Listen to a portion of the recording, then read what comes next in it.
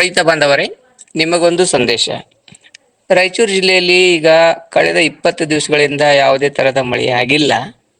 ಹೀಗಾಗಿ ಹತ್ತಿ ಬೆಳೆಗೆ ಏನಪ್ಪಾ ಅಂತಂದ್ರೆ ಕರಿ ಹೇನಿನ ಬಾಧೆ ತುಂಬಾ ತೀವ್ರವಾಗಿ ಕಾಣ್ತಾ ಇದೆ ಅಲ್ಲಿ ಇಲ್ಲಿ.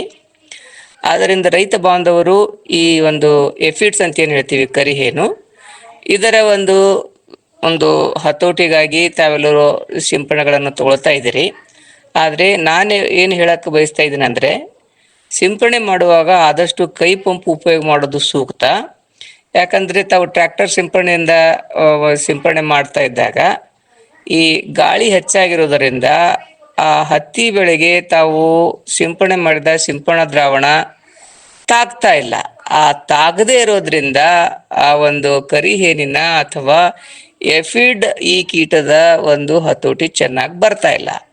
ಅದಕ್ಕಾಗಿ ದಯವಿಟ್ಟು ರೈತ ಬಾಂಧವರು ಏನಪ್ಪ ಅಂತಂದರೆ ಟ್ರ್ಯಾಕ್ಟರ್ ಸ್ಪ್ರೇ ಬೇಡ, ಆದಷ್ಟು ಕೈ ಪಂಪಿನಿಂದ ಏನಪ್ಪ ಅಂದರೆ ಗಿಡವನ್ನು ಚೆನ್ನಾಗಿ ತೊಯಿಸಿ ಸಿಂಪಡಣೆ ಮಾಡಬೇಕಂತ ವಿನಂತಿ.